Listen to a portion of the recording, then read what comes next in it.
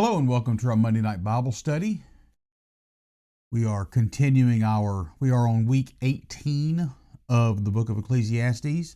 I hope that you're getting something out of it. I hope that you're getting something out of it, because I feel kind of selfish because I'm getting a lot out of this myself, because sometimes it shows me where all I am falling short, and that's a lot of places. So this week, I'm afraid, is not going to be any exception, although we're going to start out great. How wonderful to be wise and to analyze and interpret things. Wisdom lights up a person's face, softening its harshness. Obey the king, since you vowed to God that you would. Don't try to avoid doing your duty, and don't stand with those who plot evil, for a king can do whatever he wants. His command is backed by great power. No one can resist or question it. Those who obey him will not be punished. Those who are wise will find a time and a way to do what is right. For there is a time and a way for everything, even when a person is in trouble. Indeed, how can people avoid what they don't know is going to happen? None of us can hold back our spirit from departing. None of us has the power to prevent the day of our death. There's no escaping that obligation, the dark battle, and that dark battle. And in the face of death, wickedness will certainly not rescue the wicked. I've thought deeply about all that goes on here under the sun, where people have the power to hurt each other. I've seen wicked people buried with honor, yet they were the very ones who frequented the temple and are now praised in the same city where they committed their crimes. This too is meaningless. When a crime is not punished quickly, people feel it is safe to do wrong, but even though a person sins 100 times and still lives a long time, I know that those who fear God will be better off. The wicked will not prosper, for they do not fear God. Their days will never grow long like the evening shadows. We are going to move from a little bit of a conceptual idea and some theory, and Solomon is going to bring us into a very practical place this week. We're not going to be high theology this time. Solomon's going to be extremely practical about the way in which we should live our lives. He's going to talk to us about how we live wisely under the authority that God has placed in the world, even authority that we don't agree with, even authority that we think is done wrong, even authority that may be unfair, even authority that may not take your needs into consideration. And this is an extremely relevant thing for us today, because we're very focused on this idea of fairness, and we are extremely divided in the world, in the country, in families, at the workplace, on this idea that because something is not fair, it's not right. This is not fair. This should not be happening to me. Somebody else has an advantage that I don't have. Somebody else is being treated in a way that I'm not being treated, and it's just not fair. And God says, you're right. It may not be fair, but unfortunately, we're still in a position where we have to obey, and we are still held to a standard of doing what is right, regardless of whether or not we think that thing is fair. But we're going to start off in a happy place. How wonderful it is to be wise and to analyze and interpret things. Wisdom lights up a person's face, softening its harshness. What a beautiful picture of wisdom this is. Wisdom brings joy to a person. It takes away harshness. It takes away sharpness in the features of an individual. This is not intelligence. This is not smart people look smart. This is not craftiness. This is not cunning. This is true wisdom and understanding. it's an assurance. It's walking in an assurance that God is in control. And if God is in control, then you don't have to worry about it. If you are right with God, if your heart is right with God, if you have followed the precepts of wisdom, if you have become wise, if you are doing the things that you know that you're supposed to do, then there's a lot of stuff that you just don't have to worry about. A lot of stuff that's just not part of your job description. You can handle things without bitterness. You can handle things without anger. You can handle things without a sharp reaction to the situation. The countenance of a person changes because of the wisdom that they have allowed God to work in their heart, because of the assurance that they have in their heart that they know God is in charge and God is in control and they're not God. And that stuff is just not their responsibility. I'm going to do everything I can. And he's going to get into this. We do everything we can, and we work hard, and we do right, and we handle everything that God has given to us to handle. But so much of what we worry about in the world today are things that God gave us neither the ability nor the responsibility to take care of. It's just not on you. It's just not your job. God never intended for you to handle that. And so wisdom allows you to work hard and do the thing that you're supposed to do and rest in the fact that you have done all that you were supposed to do, and that's all that God requires of you, is to do what you can do.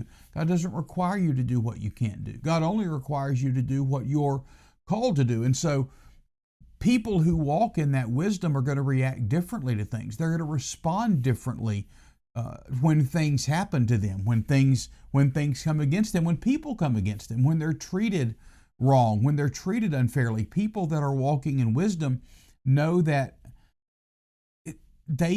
it's not their job to do anything about it. It's not their job to handle it. It's not their job to take vengeance. It's not their job to take revenge. It's just all of that belongs to God, and they're going to let God be God and let God do what He wants to do.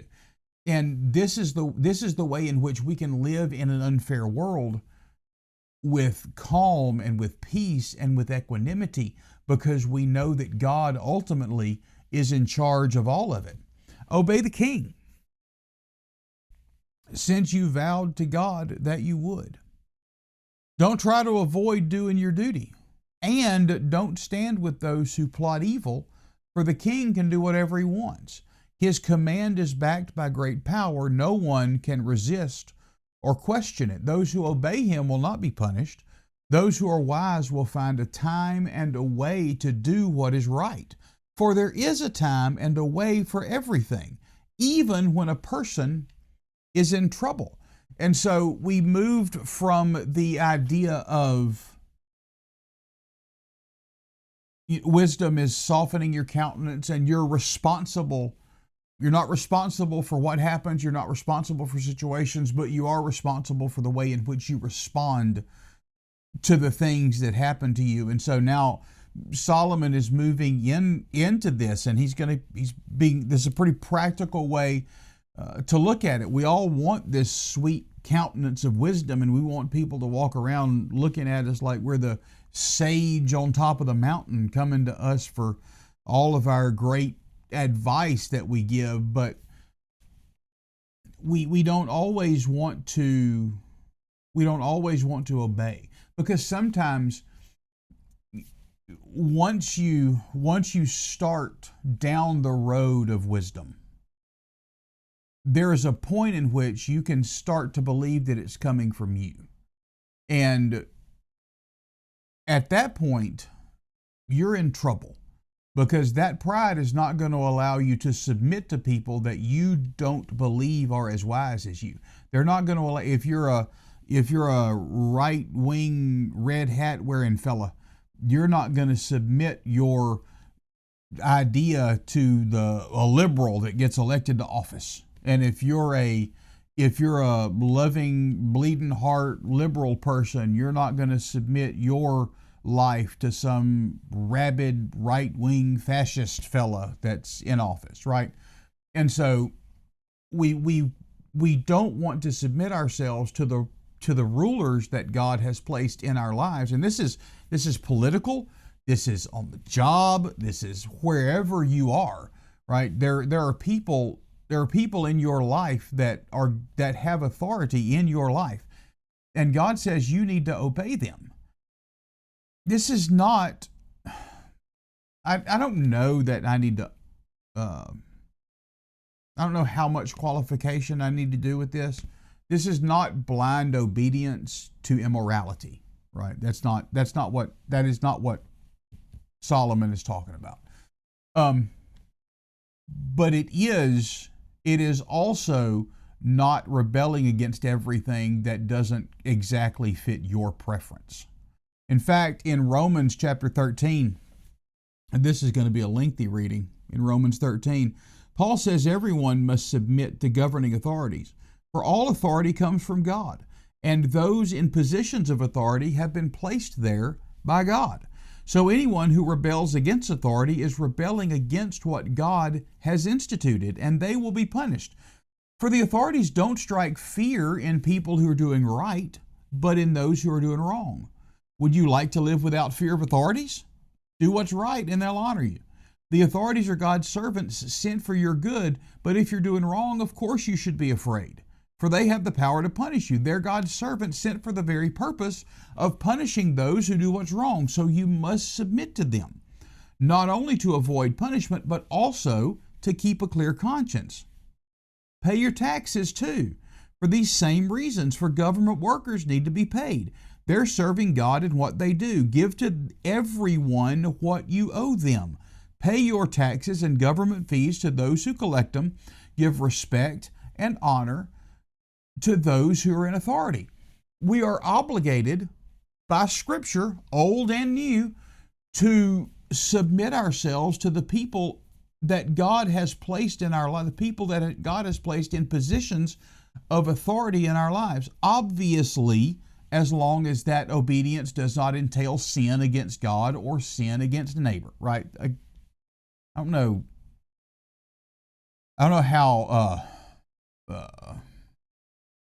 many times I'm going to need to qualify what I'm saying. The government, the president or your boss doesn't get to give you a rule that you have to go commit adultery. Let's not get silly about this.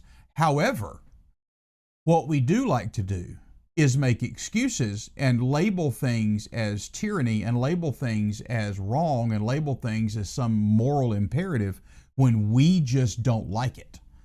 Like I can make my homeowners association rules some kind of a moral high ground that they're not going to tell me whether or not I need to trim the edges of my driveway.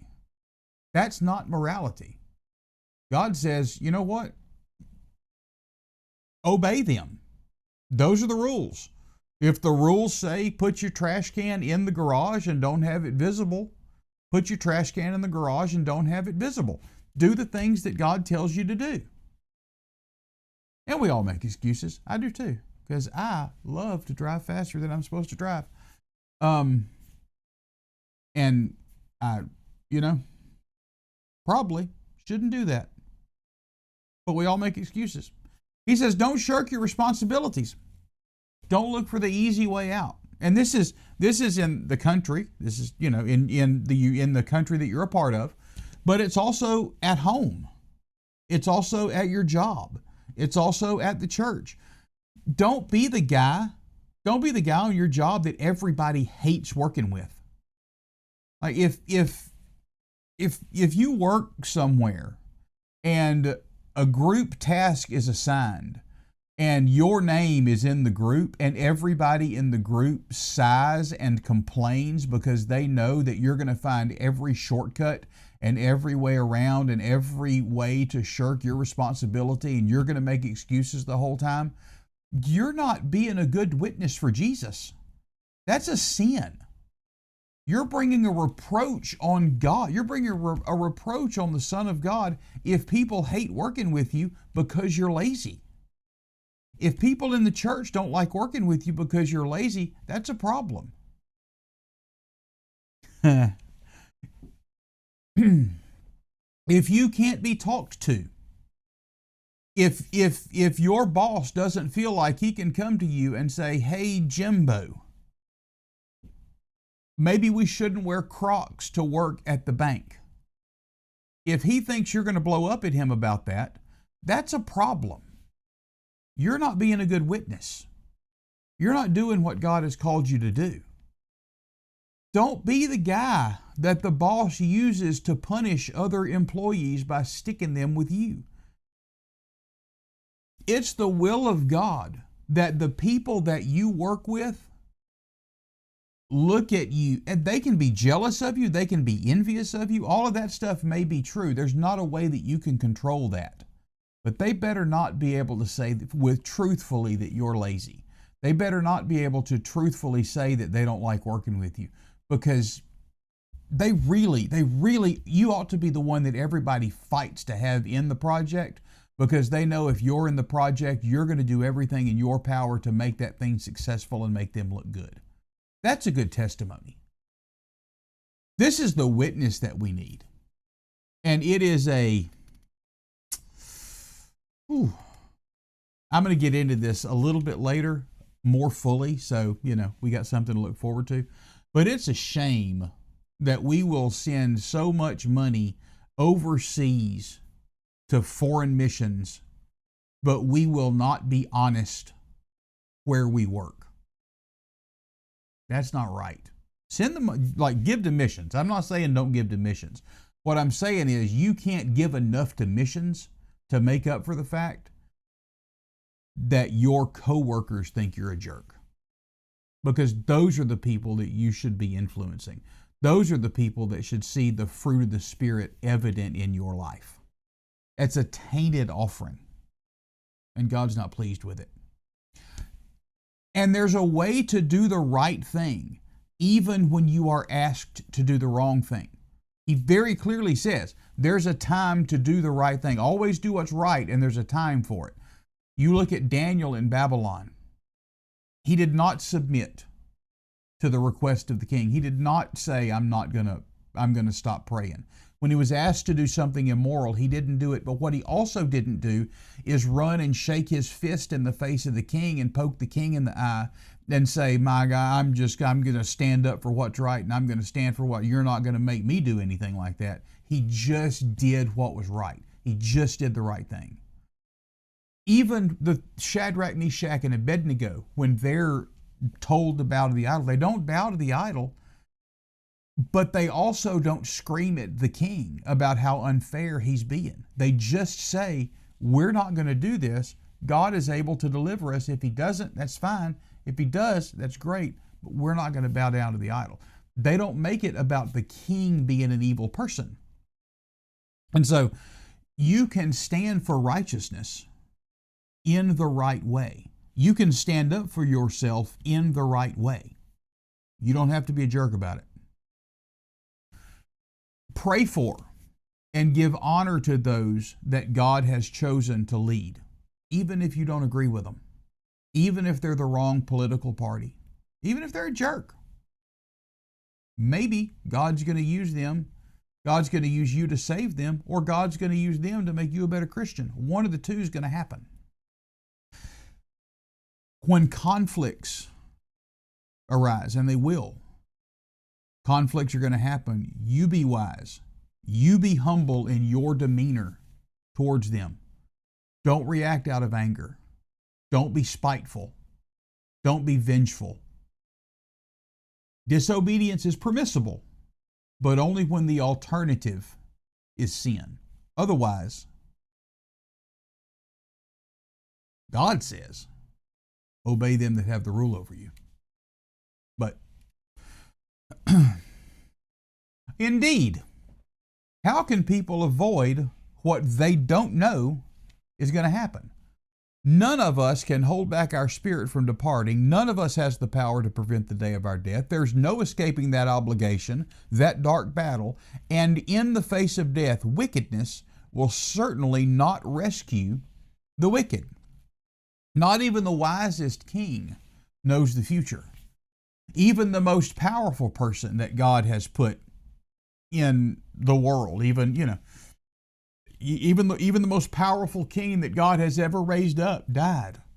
Nebuchadnezzar died. Belshazzar died. Darius died.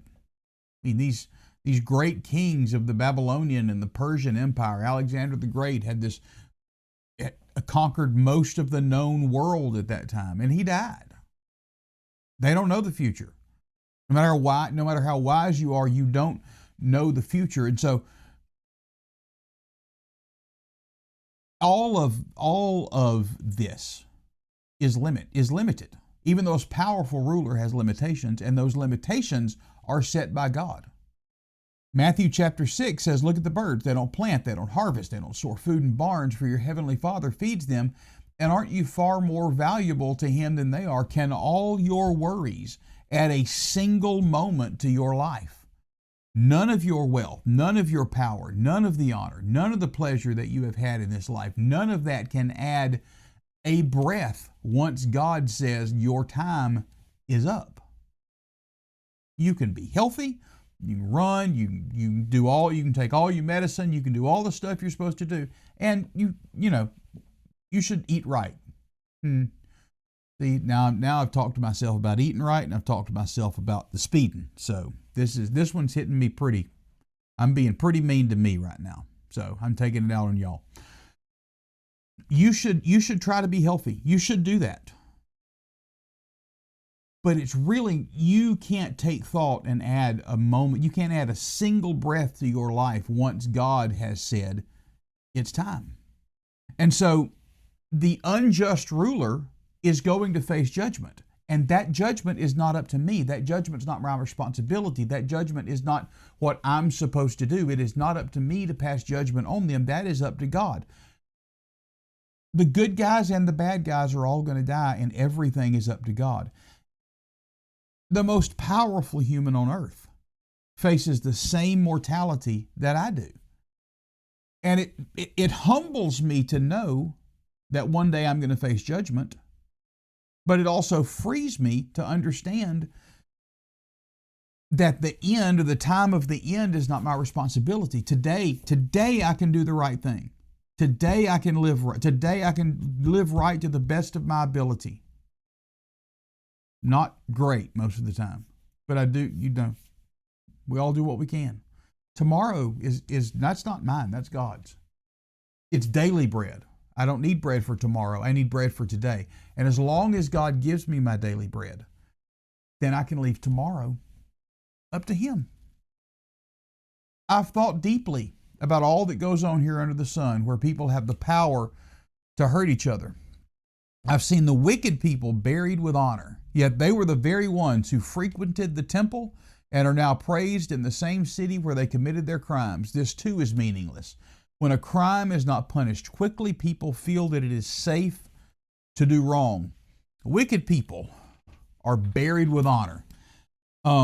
They've done wrong, they've hurt, and they've wounded others. They have been bad people, and you know they're bad people, and yet you go to the funeral or you read the obituary, and man, people are just praising them and talking about how awesome they are and how wonderful they are, and you want to go check the casket to see if they're talking about the right person. Because you know them, you've been involved with them, you understand who they were, and you can't figure it out. So they're like the rich man. I'm going to say they're a lot. Those people, bad people, are like the rich man in the parable of Lazarus. Lazarus is brought to his gate because his friends say, if we can just get him to this man's house, this man will help him. This man has a reputation for doing what is right. This guy always makes the top 10 list of the biggest contributors to your favorite charities. This guy's the one that the missions department always goes to, and he writes a big check. This guy's the one that's really going to make the difference in the Sheaves for Christ donations or move the mission. This guy's really going to make a difference. We're going to go to him, and he goes to all the fundraising banquets, and he attends all the black tie dinners, and he is fantastic. But when the beggar is sitting at his gate, he doesn't even offer him the scraps that fall off the table. And now I'm going to talk about us'uns, because we get a real burden for people halfway around the world. But we don't seem to be able to work up a good burden for Chad that sits 2 cubicles down, because Chad is a jerk. Because Chad steals people's food out of the refrigerator, and Chad drinks people's drinks, and Chad gets crumbs all over the place, and Chad doesn't clean up the microwave when he goes in at 9:30 in the morning and microwaves a seafood gumbo and stinks the whole break room up and leaves his paper towels all over the desk and never makes the coffee when he gets it, because he's a jerk. We don't like Chad.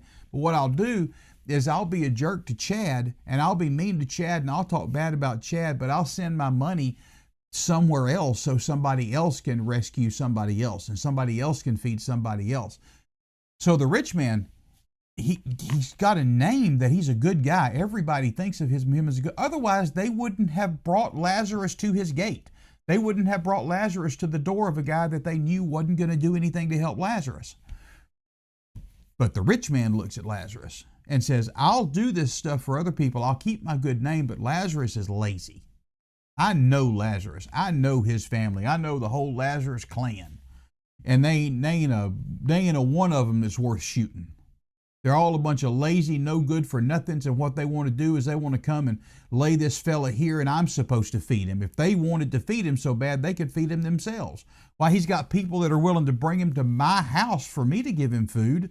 But apparently, if they'd spend more time going out and working down at the Walmarts, they could have enough money, they could afford to feed Lazarus, and they wouldn't have to bring him to my house. Maybe they could go get a job instead of hauling him over here. I mean, not us, right? But some people actually feel that way. They'll do a lot for people they don't know. They'll do a lot for people that they don't have any contact with.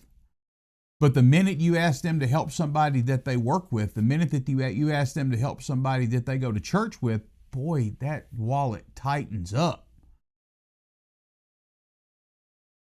All right, now we can get back to criticizing them other devils. The rulers do things. Your boss does things that just aren't right, and they're just not punished for it. God just doesn't seem to care. All this bad stuff is happening, and God doesn't seem to care anything about it. They're unjust, and they have nice cars, and they live in nice houses, and they never get flat tires, and they're blessed even though they're evil. And so some people decide that means that justice is not going to come. They see injustice around them, and so they start saying, well, if it's okay to live this way, if God's not going to judge it, why don't I go ahead and do this anyway? If you got a lazy manager, chances are he's got lazy employees. If you've got a manager that likes to cut corners and take a little stuff and skim a little off the top, he's going to have employees that take stuff and cut corners and skim a little off the top. If you have parents that justify their own sins and their own pet problems, they're going to raise kids that justify sins and their pet problems. If you've got parents that make excuses for their bad behavior, they're going to raise kids that make excuses for their bad behavior. If it's never your fault, it's never going to be their fault. It's just the way life is. Malachi says, you priest, God's talking to the priest. He said, you left God's path. Your instructions have caused many to stumble into sin. That's verse 2 and 8. And then in chapter 2 and verse 8, chapter 2 and verse 17, God says, you've wearied the Lord with your words. And you say, how have you wearied him? We don't know how we've wearied the Lord. And he says, you've wearied him by saying, everybody who does evil are good in the sight of the Lord, and he is pleased with them. You've wearied him by saying, where is the God of justice? The priests are corrupt, and then the people see the corrupt priest, and they see that God's not judging them, and so they then think that they can also be corrupt. They can also follow in their shoes. They can also do the things that they want to do because the priests get to do it, and so they're no longer repenting of their sins. They're justifying their own sins because they see the sins of other people. And God says, I'm sick of that. That's ridiculous. It doesn't matter what somebody else does. What they do is not up to you. What you do is up to you. You have to take responsibility for you. But even though a person sins 100 times, it seems like a lot. It seems like Solomon thinks that's a lot, but I probably blew past that a long time ago. Even though a person sins 100 times and still lives a long time, I know that those who fear God will be better off. The wicked will not prosper, for they do not fear God. Their days will never grow long like the evening shadows. God has it under control. God is in charge. Doesn't matter what it looks like. The wicked are not going to prosper eternally. They can be the richest person on the earth. They can be the most powerful person. Everybody can think they're awesome. It doesn't matter. God is the judge. And God's going to judge eternally. And God's going to judge righteously. And the ones that fear God are going to be better off than the ones that don't fear God. This is the trust that we can have in God. This is why wisdom softens your countenance, because you know there's some stuff that you don't have to worry about. This is not us turning a blind eye to injustice. We need to weep for injustice. We need to pray for people. We need to intercede for people. But this is a declaration of reality. Solomon knows that God is in control. And Solomon has learned that the path to peace and the path to wisdom is trusting God. Life is unfair. But we have a way through the unfairness. Submit to authority. If it's not sin, be a good worker. Be a good employee. Be a good boss. Be a good citizen. Be a good church member. Be a good husband. Be a good wife. Be a good child. Be a good spouse. Be a good parent. Live with integrity. Remember that the judgment day is coming and you're not in charge of it. God's in charge of it. You're going to die. You're going to be judged. They're going to die. They're going to be judged.